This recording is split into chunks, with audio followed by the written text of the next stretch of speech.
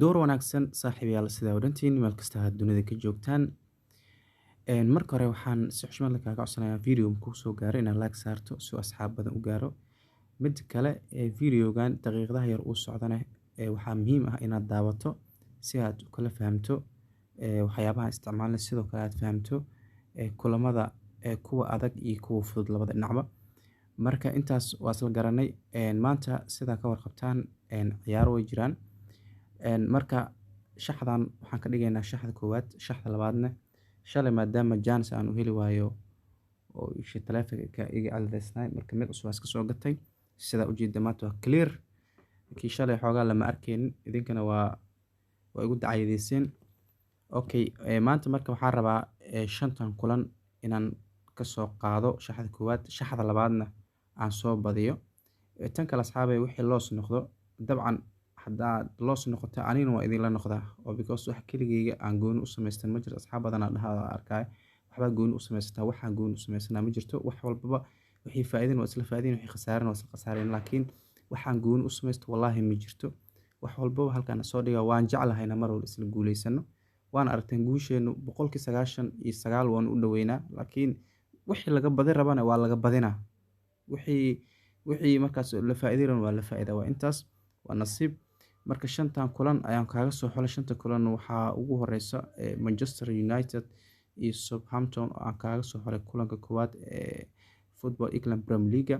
Marka kulankan waxaan ka soo xulayna United oo usbuuc hore 7 lagu dhuftay oo Liverpool ugu badisay iyadana xalay loogu badshay hal eber koox yar oo Bournemouth oo horyaalka kala sareynta kooxaha kaalinta ugu hooseysa kaga jirta ayaa hal eber ugu badsay. Marka waxaa halkaas ay u tahay daliil wax walba inay nasiib yihiin. Marka hadda United haddana ku dhiirinaynaa inay kulankan caawa 11 saac galabta soo galaysa ay ka badin karto Southampton iyadoo xanaaqsan waliba. Kulanka labaad wuxuu noqonayaa Juventus iyo Sampdoria. Juventus iyo Sampdoria Juventus labadan kooxood sidoo kale Sampdoria kala sareynta horyaalka Serie A Italy Serie A waxay kaga jirtaa kaalmaha ugu hooseeya kaga jirta marka Juventus waa koox yara awood badan oo sumcad iyo magacba ku leh horyaalka Serie A marka iyadana sidoo kale inay badisa ayaa rajeynayaa. Sidoo kale Ligue 1 France Ligue 1 wax kaaga soo xulay Olympique de Marseille iyo kooxda kale Strasbourg. Marka labadan kooxood sidoo kale Olympique de Marseille kaalmaha ugu horeeya inkastoo Ligue 1 oo kooxdan Liga Paris German ugu awood badan naftirkeeda xilliga qaadida naftiisa halka la geliyo laakiin Olympique de Marseille gurigeeda joogta marka kooxdan way ka awood badan tahay. Sidaas aan kugu soo xulay inay guud ahaan ciyaartaani ay ka badi karto dhigeeda. Kulanka afraad wuxuu noqonaa Portugal Football Portugal Premier League kooxdan Sporting Club de Portugal iyo dhigeeda tan marka tan sidoo kale waxaan kaaga soo xulay inay Sporting Club de Portugal guud ahaan ay ka badi karto kulankaani.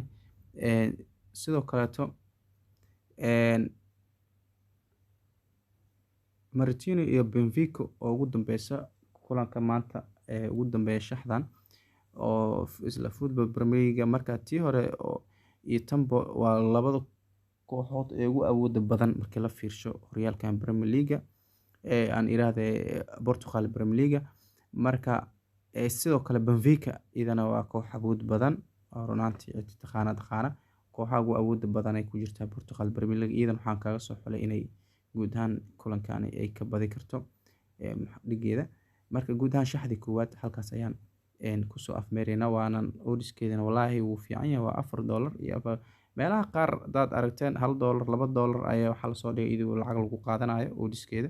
Marka aniga hadda soo sameeyay hal 8 oo win waa heli karaa oo toos waxtaas laakiin waxaan jeclahay xil walba odds fiican inuu halkan yimaado. Sidoo kale waa soo sameey doonaa maxaan ku yiraahdaa tan kalena waa soo sameey doonaa marka koodkina waa kana waa 3ECC6RY marka insha Allah shaxda labaad waa soo sameey doonaa shaxda koowaadna halkaas